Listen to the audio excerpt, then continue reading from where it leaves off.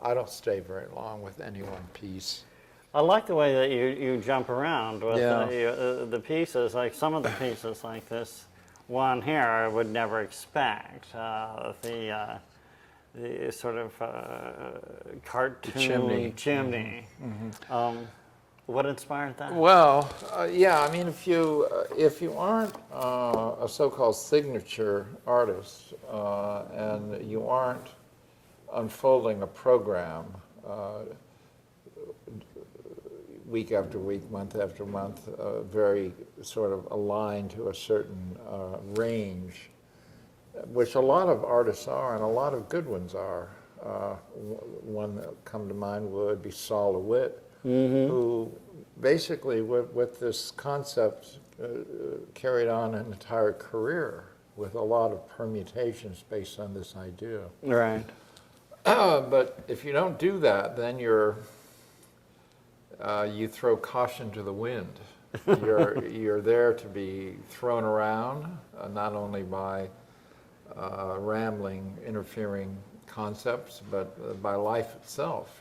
You can find yourself immobilized or momentarily writer's block or something. Right. If you don't have that constant in hand sort of program, then you can find yourself troubled by many things, but at the same time free to do whatever you want, because you don't have to. I think that you're working towards a complete style, because your machines evolved into constructions, into buildings, and the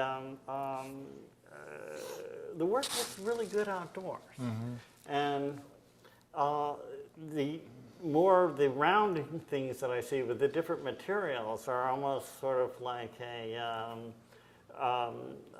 industrial Art Nouveau, where you actually have spaces, but you could imagine it would be like a futuristic train station.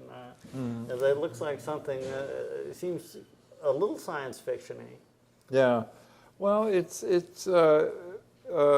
this method of working, which I never knew I was in possession of, certainly when I was in graduate school, and wondering what kind of artist I was to become. It did not occur to me that out there in the future would be this situation where I would be floating in a certain kind of atmosphere of dislocation. There was no connection, particularly with one thing or another. There was this sort of free fall. And I didn't, no one is particularly prepared for the kind of artist they become. But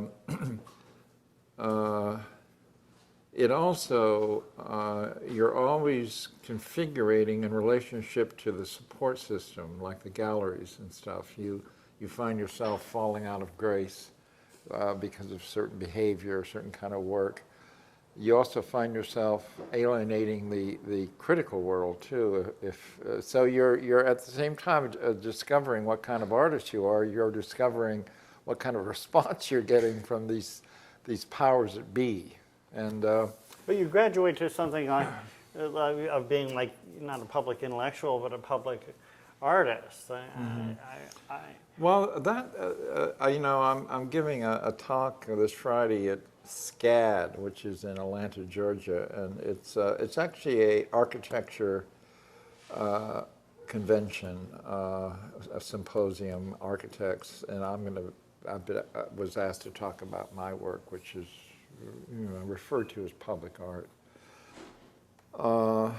because there is this sort of world which is connecting sculpture and architecture. Yeah. And it's true that years ago I did begin to attach myself, it appeared, to architectural ideas, things that were found more prominently in architecture than in sculpture. But things have become very sophisticated now, and there's a lot more discourse, conversation between architects and sculptors, and there's a lot more known about this fusion between the two than we knew then, back then. But the other thing about public art, it really stands alone as a coexisting satellite to the gallery and museum and the studio.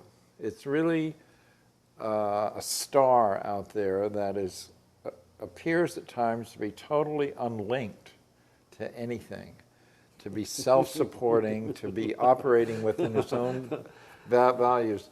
And this is both a blessing and a curse, because a lot of artists find that they've burned all their bridges in the gallery world, and it's wonderful to know that there's yet another one last area, public art. You know, it's like going to Alaska. It's like the last point of. But public art must be like being an architect, because you actually have to make the pitch. Yeah, well, there's characteristics that you certainly are not taught in art school. If like myself, I studied fine art, what everybody called fine art, not commercial art, not applied art, but fine art, and they don't teach you necessarily how to function as a public artist, because there you are, you have to develop skills in collaborating with people and bringing in other disciplines, people to help you. It's a large idiom. But you'd be surprised how many artists find that they can do that if they have to.